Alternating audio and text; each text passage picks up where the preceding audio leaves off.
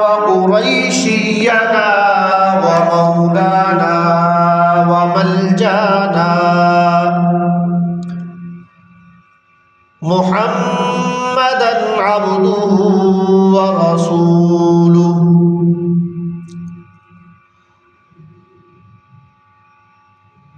ونشهد أن سيدنا وسندنا ومولانا وقائدنا الأعظم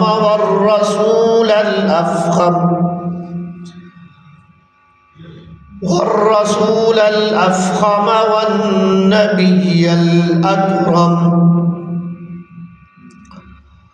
لا رسول بعده ولا معصوم بعده ولا أمة بعد أمته صلى الله تعالى عليه وعلى آله وأصحابه الذين هم خلاصة العرب العرباء وخير الخلائق بعد الأنبياء وهم مفاتيح الرحمة ومصابيح الغرر أما بعد فأعوذ بالله السميع العليم من الشيطان الرجيم بسم الله الرحمن الرحيم وإذا مس الإنسان ضر دعانا لجنبه أو قاعدا أو قائما فلما كشفنا عنه ضره مر كأن لم يدعنا إلى ضر مسه كذلك زين للمسرفين ما كانوا يعملون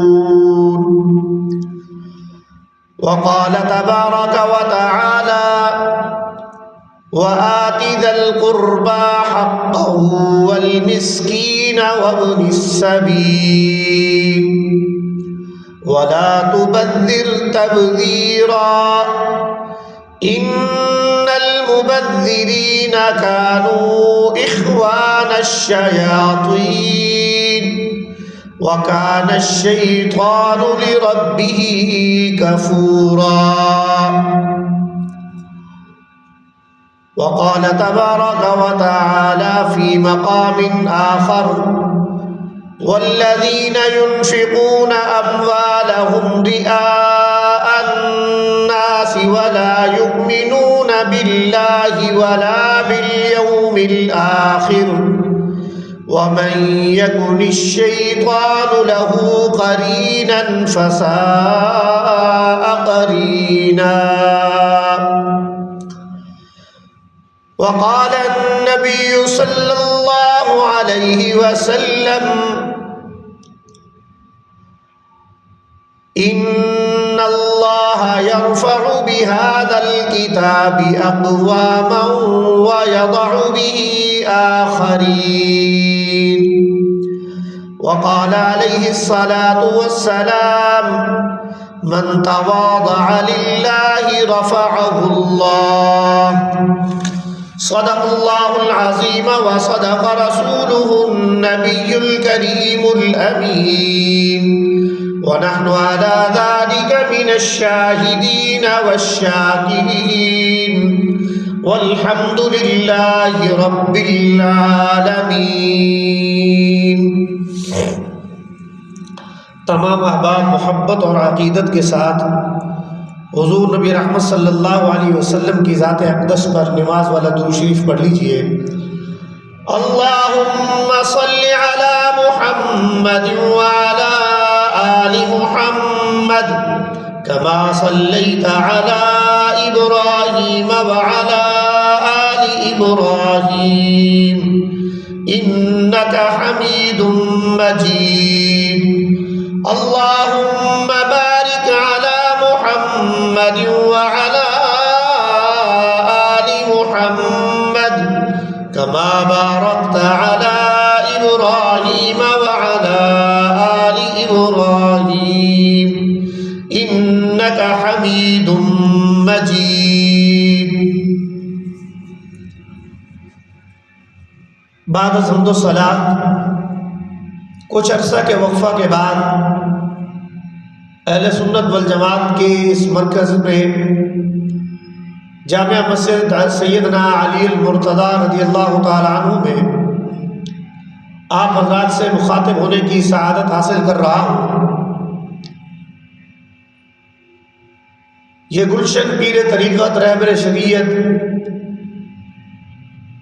حضرت قاری سید محرم علی شاہ صاحب رحمۃ اللہ تعالی علیہ نے آباد کیا، اس کی داغ بیل ڈالی اور ان کے فرزند اور جمن برادر محترم حضرت مولانا قاری سید عمر فاروق شاہ صاحب اپنی گونگو مصروفیات اور توجہات کے ذریعے سے اس کو آباد اور شاد کرنے میں شب و روز مصروف عمل ہے۔ دعا ہے رب تعالی اس مسجد اور مدرسہ کو تا دم عزیز قیامت کی صبح تک قائم اور دائم فرمائے، اور فیضان قرآن و سنت کا سلسلہ تا قیامت ایسے ہی جاری اور ساری رہے، اور حضرت شاہ صاحب کے خاندان کے مرحومین کی مغفرت فرمائے، اور جو موجودین ہیں بیمار ہیں ان کو صحت کاملہ عاجلہ مستمرہ اور دائمہ عطا فرمائے، اور جو لوگ مصروف عمل ہیں مسجد اور مدرسے کو آباد کرنے کے سلسلہ میں اساتذہ، طلبہ اور حضرت شاہ صاحب کا خاندان، اللہ تعالیٰ ان کے علم میں، عمل میں، عمر میں، رزق میں، زندگی میں برکت عطا فرمائے۔ جمعۃ المبارک کا وقت بہت مختصر ہوتا ہے، اس میں کوئی لمبی چوڑی بات ہو نہیں سکتی، موضوع پہ بات نہیں کی جا سکتی۔ ایک تو یہ ہے کہ ہمارے ہاں ایک عادت اور ریت بن چکی ہے، اگرچہ اسلام کا تصور جمعہ وہ کچھ اور ہے اور جسے ہم نے اختیار کر رکھا ہے وہ کچھ اور ہے۔ ہمارے پاس بہت سارے لوگوں کے پاس مشینیں موجود ہیں، فریج ہے، موبائل ہے، لیپ ٹاپ وغیرہ ہے، ایک وقت مقرر اور گھنٹہ 2 گھنٹہ ایک وقت کے بعد وہ بیٹری ختم ہو جاتی ہے، اس کو دوبارہ چارج کرنے کی ضرورت ہوتی ہے۔ تو اللہ تعالیٰ نے انسان جیسی عجیب اور غریب مخلوقات کو جب پیدا کیا تو اس کی رہبری اور رہنمائی کے لیے بھی اللہ تعالیٰ نے انتظام فرما دیا، اور وہ انبیاء علیہ السلام کی بعثت کا سلسلہ ہے۔ آپ صلی اللہ علیہ وسلم پر یہ سلسلہ مکمل ہو گیا، حضور صلی اللہ علیہ وسلم کی ختم نبوت کے صدقہ میں یہ وظیفہ اور یہ ذمہ داری اب قیامت تک آنے والے مسلمانوں کو منتقل ہو چکی ہے۔ چنانچہ جمعۃ المبارک کے دن اصل بات یہ ہے کہ معاشرے کے افراد جو 5 وقت کی نماز میں، روزمرہ کی بھی 5 وقت کی نماز میں حاضر نہیں ہو سکتے، وہ جمعہ کی نماز میں یکجا ہو جائیں اور دین کے متعلق کوئی رہنمائی اور رہبری حاصل کر کے جائیں۔ اسلام کا عالمی اور آفاقی پیغام یاد رکھیں کہ اسلام صرف نماز، روزہ، حج، زکوٰۃ، عبادات، عقائد کا نام نہیں ہے فقط، بلکہ معاملات اور اخلاقیات، اس کی تعلیم بھی اسلام دیتا ہے کہ ہم نے اپنی معاشرتی اور معاملاتی زندگی کو کیسے بسر کرنا ہے۔ ہمارا کھانا پینا، اٹھنا بیٹھنا، سونا جاگنا، ملنا ملانا، ہمارے تعلقات جو ہیں اولاد اور والدین کے مابین، میاں بیوی کے مابین، بہن بھائیوں کے مابین، اعزاء اور اقارب کے مابین، دوستوں کے مابین، مسلم اور غیر مسلموں کے مابین، مارکیٹ میں لین دین کے جو معاملات ہم کرتے ہیں، کاروبار تجارت کرتے ہیں، یا کوئی فیکٹری مل وغیرہ بناتے ہیں، کوئی کھیتی باڑی کرتے ہیں، ان ساروں سب سے متعلق رہنمائی اور رہبری اسلام کے اندر موجود ہے۔ لیکن اس سے استفادہ وہی شخص حاصل کر سکتا ہے جو اس کی طرف ملتفت ہو، متوجہ ہو اور سیکھنے کی کوشش کرے۔ حضرت سیدنا عمر فاروق رضی اللہ تعالیٰ عنہ نے ارشاد فرمایا کہ کسی مسلمان کو مارکیٹ اور بازار میں اس وقت تک کام کرنے کی اجازت نہیں ہے جب تک وہ کاروبار تجارت سے متعلقہ شرعی جو اصول ہیں ان کی معلومات نہ حاصل کر لے کہ کیا حقوق اور فرائض ہیں، کن کن اسالیب کو، کن کن طور اور طریقوں کو اختیار کرنا ہے، لینے اور دیتے وقت کیا خیال رکھنا ہے، چیز کو کیسے فروخت کرنا ہے، اس کی تعریف کیسے کرنی ہے، اس کو تدلیس سے پاک ہونا چاہیے، ملاوٹ سے، رشوت سے، جھوٹ سے، غلط بیانی سے، بے ایمانی سے پاک ہونا چاہیے کاروبار کو۔ یہ ساری معلومات انسان حاصل کر سکتا ہے اگر وہ جمعۃ المبارک کے اجتماع میں بر وقت حاضر ہو۔ لیکن چونکہ شومی قسمت ہماری کہ ہمارا یہ التفات نہیں ہے، اس کی طرف توجہ نہیں ہے، ہم دنیا کی رنگ رنگیوں کے اندر اتنا مصروف اور محو ہو چکے ہیں کہ ہمیں اس دین سیکھنے کی فرصت ہی نہیں ہے۔ اور حضور صلی اللہ علیہ وسلم نے فرمایا من یرد اللہ بہ خیرا یفقہہ فی الدین، اللہ تعالیٰ جس کسی انسان کے ساتھ بھلائی کا، خیر کا، نیکی کا، اچھائی کا ارادہ فرماتے ہیں تو اس کو دین کی سمجھ عطا فرما دیتے ہیں۔ اور پہلے بات کر چکا ہوں، دین صرف نماز کا نام نہیں ہے، صرف قرآن پڑھنا پڑھانا نہیں ہے۔ 24 گھنٹے کی جو زندگی ہے کہ میاں بیوی کے تعلقات کیسے ہوں، والدین اور اولاد کے تعلقات کیسے ہوں، ملازمت ہم کر رہے ہیں تو اس میں کیا کیا ہمارے اوپر ذمہ داریاں عائد ہوتی ہیں، ہر چیز کے بارے میں ہمارے پاس رہنمائی موجود ہونا لازم اور ضروری ہے۔ اس کے بارے میں ہمیں شناسائی اور معرفت ہمیں حاصل ہونی چاہیے۔ بہرحال آج کے جمعۃ المبارک میں مختصر 10 منٹ تقریباً بات کروں گا، 20 منٹ پہ انشاءاللہ بات ختم کروں گا۔ آج کی جمعۃ المبارک کے موضوع جو میں نے اختیار کیا وہ ہے سادگی، عجز اور انکساری، کہ اللہ تبارک و تعالی رب العزت نے قرآن کریم میں جا بجا ارشاد فرمایا ہے وَآتِ ذَا الْقُرْبَى حَقَّهُ وَالْمِسْكِينَ وَابْنَ السَّبِيلِ وَلَا تُبَذِّرْ تَبْذِيرًا إِنَّ الْمُبَذِّرِينَ كَانُوا إِخْوَانَ الشَّيَاطِينِ وَكَانَ الشَّيْطَانُ لِرَبِّهِ كَفُورًا۔ رب تعالی نے قرآن کریم کے اندر یا شریعت اسلامیہ ہی ہم کہہ لیں 3 چیزوں کو ممنوع اور حرام قرار دے دیا ہے: اسراف، تبذیر، تبخیر اور تقدیر۔ کہ اللہ تبارک و تعالی رب العزت نے ہمیں اسراف سے اور تبذیر سے منع فرمایا ہے۔ اسراف یہ ہے کہ کسی بھی جائز کام کے اندر ضرورت سے زیادہ خرچ کرنا۔ میں کپڑوں کا جوڑا لباس جو ہے 1000، 2000، 5000 میں پہن سکتا ہوں، اس سے میرا سطر چھپ جائے گا، جو اس کی حکمت ہے۔ موسم سرما کے اور گرما کے تغیر اور تبدل کی وجہ سے کوئی کوالٹی میں فرق آ سکتا ہے، لیکن اگر میں اس 10,000 یا 5,000 کی بجائے 50,000 اور لاکھ کا سوٹ پہننا شروع کر دوں تو یہ جائز تو ہے۔ کپڑا پہننا، اپنے جسم کو چھپانا جائز اور ضروری ہے، لیکن یہ جو میں ضرورت سے زائد پیسے اس پہ خرچ کر رہا ہوں یہ حرام ہو جائے گا۔ اور تقدیر یہ ہے کہ کسی ناجائز کام کے اندر 1 پائی، 1 دھیلا اور 1 آنا خرچ کرنا بھی حرام ہے۔ شراب پیتا ہے، سگریٹ پیتا ہے، کوئی اور نشہ کرتا ہے، عرب ملکوں میں تو نسوار کو بھی حرام قرار دے دیا گیا ہے۔ سگریٹ وہاں جا سکتی ہے لیکن نسوار نہیں جا سکتی، لیکن ہمارے بر صغیر کے اندر تو سگریٹ اور نسوار چلتی ہے، لیکن عرب ممالک کے ہاں اس کو بھی ممنوع قرار دیا جاتا ہے۔ لیکن اس سے علاوہ جو واقعات اور جو منشیات کی چیزیں ہیں، چرس ہے، افیون ہے، پاؤڈر وغیرہ ہے، یہ ان کے اوپر 1 پائی 1 دھیلا بھی کوئی خرچ کرتا ہے تو وہ حرمت کے اندر داخل ہو جائے گا۔ اور تیسری بات یہ ہے کہ اسلام نے تبخیل کو بھی حرام قرار دیا ہے۔ تبخیل یہ ہے کہ کنجوسی۔ سورہ محمد کے اندر اللہ تعالیٰ نے ارشاد فرمایا ہے ہَا أَنْتُمْ هَؤُلَاءِ تُدْعَوْنَ لِتُنْفِقُوا فِي سَبِيلِ اللَّهِ۔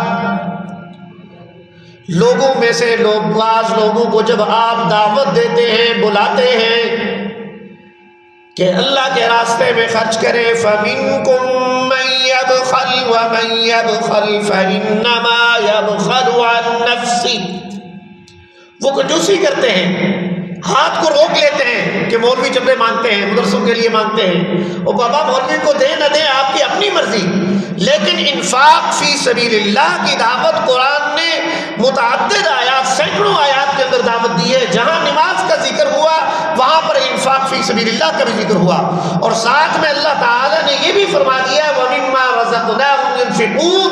وہ رزق اس رزق میں سے خرچ کریں جو رزق ہم نے تمہیں دیا ہے. فی نفسی ہی وہ رزق ہمارا نہیں ہے، عارضی طور پر ہم نے کام کی، محنت کی، مزدوری کی، کوئی جاب ملازمت اختیار کر لی، لیکن اس کے قابل بنایا کس ذات نے ہے؟ وہ تو اللہ کی ذات نے ہمیں قابل بنایا. ہمیں دماغ دیا، ہمیں صلاحیت دی، ہمیں طاقت اور قوت دی، زبان دی، ہاتھ دیے، آنکھیں دی، کان دیے، سارے اعضاء اللہ تعالیٰ نے ہمیں عطا کیے. اس کی بدولت ہم یہ ساری نعمتیں، ان نعمتوں سے مستفید ہو سکتے ہیں. لیکن اللہ نے فرمایا لوگ کنجوسی کرتے ہیں. جو کنجوسی اور بخل کرتا ہے وہ بخل نہیں کرتا مگر اپنے متعلق بخل کرتا ہے. مطلب یہ ہوا کہ مال دینے سے، خرچ کرنے سے مال کم نہیں ہوتا، لیکن مال روک لینے سے کم ہو جاتا ہے، اس سے برکت ہو جاتی ہے. اس سورہ ہمزہ کے اندر اللہ نے ارشاد فرمایا وَيْلٌ لِكُلِّ هُمَزَةٍ لُمَزَةٍ الَّذِي جَمَعَ مَالًا وَعَدَّدَهُ. ہلاکت ہے ان لوگوں کے لیے جو غیبت کرتے ہیں، چغل خوری کرتے ہیں. اور تیسرا وہ طبقہ بیان کیا جو پیسہ جمع کرتا ہے، گنتا رہتا ہے، 1 لاکھ 2 لاکھ 10 لاکھ بینک بیلنس اپنے بڑھاتا رہتا ہے، اور سمجھتا کیا ہے یحسب ان مالہ اخلدا. وہ یہ سوچتا ہے، خیال کرتا ہے، تصور کرتا ہے یہ مال میرا ہمیشہ رہے گا. کلا لینبذن فی الحطمہ وما ادراک ما الحطمہ نار اللہ موقدہ. ہرگز یہ مال باقی نہیں رہے گا بلکہ یہ حطمہ میں جائے گا. اور حطمہ کیا ہے؟ اللہ تعالیٰ کی طرف سے بھڑکائی ہوئی آگ ہے. اور 10ویں سپارے میں بھی یہی بات ہے والذین یکنزون الذهب والفضة ولا ينفقونها في سبيل الله فبشرهم بعذاب أليم يوم يحمى عليها في نار جهنم فتكوى بها جباههم وجنوبهم وظهورهم هذا ما كنزتم لأنفسكم ما كنتم تكنزون. کہ اللہ تعالیٰ فرماتے ہیں جو لوگ پیسہ گنتے ہیں، جمع رکھتے ہیں، خط اپنے پاس جمع رکھتے ہیں، سمجھتے ہیں باقی رہے گا، یہ باقی نہیں رہے گا. ان کے لیے دردناک عذاب کا موجب بن جائے گا. یہ پیسہ، یہ دھن دولت وہ اپنے والدین پر، اپنے بیوی بچوں پر، اپنے اعزاء اقارب پر، یتیموں پر، مسکینوں پر، غرباء اور مساکین پر، اپنے اور پرائے جتنے بھی ضرورت مند ہیں ان احتیاج رکھنے کی ضرورت مندوں پر خرچ نہیں کرتا. ایسے فرد کا جو مال ہے اللہ تعالیٰ کہتے ہیں جہنم کے اندر اس کو پکایا جائے گا. پکانے کے بعد اس کے چہرے کو، اس کی پیٹھ اور اس کی پنڈلی کو داغا جائے گا، ٹکور کی جائے گی، اور کہا جائے گا کہ اب مزہ چکھو جو تم نے مال جمع کر رکھا تھا. بہرحال تینوں چیزیں، تبخیل، تبذیر اور اسراف، تقتیر جو ہے، یہ اسلام نے ان کو حرام قرار دے دیا ہے. اور پھر جو معاشرے کے اندر مروجہ صورت ہے وہ یہ ہے کہ ہم اپنے مال کو دکھلاوے کی کوشش کرتے ہیں، دکھلاتے ہیں کہ ہمارے پاس بہت زیادہ مال متاع موجود ہے، دوسروں کو جلانے کی کوشش کرتے ہیں، خود نمائی کرتے ہیں، نمود، نمائش، تصنع کرتے ہیں، دکھلاوا کرتے ہیں، جس سے غریب غربا کے جو ہے لوگ ہیں وہ احساس کمتری کا شکار ہو جاتے ہیں. اور اسی دکھلاوے اور اسی اسراف اور تبذیر اور تصنع اور بناوٹ کی وجہ سے بہت سارے لوگ بے رحمی کا شکار ہو جاتے ہیں. وہ کہتے ہیں اس کے پاس اتنا ہے تو میرے پاس بھی ہونا چاہیے. پھر وہ اس مال کے حصول کے لیے ناجائز راستے اور اسباب اختیار کرتا ہے جس کو اسلام میں ناپسند کیا گیا ہے. چور کا ہاتھ بھی کاٹا جاتا ہے، رشوت کرنے والے کو، رشوت لینے دینے والا، سود کا کاروبار کرنے والا، ساروں کو اسلام نے جہنمی قرار دیا ہے. اور پھر اس کے ساتھ یہاں ایک بات یہ بھی ذہن میں ہونی چاہیے، کہیں کوئی یہ نہ سمجھ لے کہ مولوی صاحب جو ہے مال کی مذمت بیان کر رہے ہیں. نہیں، بلکہ مال کے متعلق 2 باتیں ہمارے علم میں ہونا چاہیے. 2 احکامات اسلام نے ہمیں دیے ہیں. 2 باتیں ہم سے قیامت کے روز پوچھی جائیں گی. 7 وہ لوگ جو قیامت کے دن کسی کے پاس کوئی سایہ نہیں ہوگا، لیکن یہ 7 افراد اللہ تعالیٰ کی رحمت کے عرش کے سائے کے نیچے ہوں گے۔ ان میں سے ایک وہ مالدار شخص ہوگا جس نے مال اللہ کی رضا جائز طریقے سے حاصل کیا اور جائز مقام پر خرچ بھی کیا ہے۔ مال حاصل کرنا فی نفسی غلط نہیں ہے، لیکن مال کے حصول کی جو حدود اور قیود اسلام نے متعین کی ہے ان کو اختیار کرنا لازم اور ضروری ہے۔ تجارت کرے، کاروبار کرے، بزنس کرے، لین دین کرے، زراعت کرے، صنعتیں قائم کرے، جو بھی جائز ذرائع اسباب اللہ تعالیٰ نے متعین فرمائے حضرت داؤد علیہ السلام کرتے رہے، اور دیگر جو ہے انبیاء علیہ السلام نے اختیار کیے، صحابہ نے آج تک صحابہ کرام میں بڑے بڑے لوگ صحابہ جو ہے مالدار تھے۔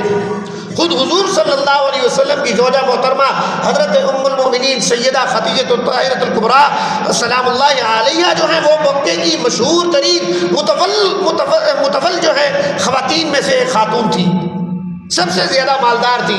حضرت صدیق اکبر رضی اللہ تعالیٰ عنہ، حضرت عثمان بن عفان، حضرت عبد الرحمن بن عوف، دیگر کئی صحابہ ہیں، انہوں نے کاروبار کیا، مال حاصل کیا ہے، لیکن ان کے مال نے ان کے اندر کبر کو، نخوت کو، انانیت کو، بڑائی کو ظاہر نہیں ہونے دیا، بلکہ وہ اپنے مال کو خرچ کرتے رہتے تھے۔ حضرت سیدنا صدیق اکبر رضی اللہ تعالیٰ عنہ کی جو یہ کیفیت تھی، جب آپ صلی اللہ علیہ وسلم نے غزوہ تبوک کے موقع پر مال مانگا کہ بھائی لاؤ غزوہ تبوک پہ جانا ہے، گرمی کا شدید موسم ہے، مال و متاع کی قلت ہے، اور جو ہے افلاس اور زموحالی کی کیفیت ہے، تحت سالی کا سلسلہ چل رہا ہے، اب ہر انسان اپنے حسب استطاعت مال لے کے آئے۔ چنانچہ سیدنا صدیق اکبر رضی اللہ تعالیٰ عنہ بھی اپنے پاس جو کچھ تھا لے کر آئے، تو آپ صلی اللہ علیہ وسلم نے اس موقع پر حضرت سیدنا عمر فاروق رضی اللہ تعالیٰ عنہ نے بھی مال پیش کیا، ان سے پوچھا کتنا مال لائے ہو؟ تو انہوں نے کہا کہ میں اپنے مال کا کل حصے کو جمع کیا، آدھا اپنے گھر والوں کے لیے رکھا اور آدھا خدمت اسلام کے لیے غزوہ تبوک جنگ کے لیے پیش کر رہا ہوں۔ تو رسول اللہ صلی اللہ علیہ وسلم اور حضرت عمر رضی اللہ عنہ یہاں جملہ فرماتے ہیں، میرے ذہن میں یہ تھا کہ ابو بکر ان دنوں میں افلاس کے شکار ہیں، ان کے پاس پیسہ پوسا کم ہے، لہٰذا میں آگے بڑھ جاؤں گا، سبقت لے جاؤں گا۔ لیکن جب آپ صلی اللہ علیہ وسلم نے ان سے استفسار کیا تو سوال کا انداز بدل دیا، آپ نے فرمایا ابو بکر گھر والوں کے لیے کیا چھوڑا ہے؟ تو رسول اللہ صلی اللہ علیہ وسلم کو سیدنا صدیق اکبر رضی اللہ عنہ نے ارشاد فرمایا، اللہ اور اللہ کے رسول کے سوا، کے نام کے سوا سب کچھ جو کچھ میرے پاس تھا وہ آپ کے قدموں میں لا کے دھر دیا ہے، گھر والوں کے لیے صرف اللہ اور اللہ کے رسول کے نام کو چھوڑا ہے، کوئی مال کی چیز گھر نہیں چھوڑی۔ اقبال بھی اس میں خوش ہو گیا، اس نے بھی اشعار کہے ہیں کہ کسی نے نصف دیا، کسی نے ثلث دیا، ابو بکر نے سب کچھ لا کے دھر دیا۔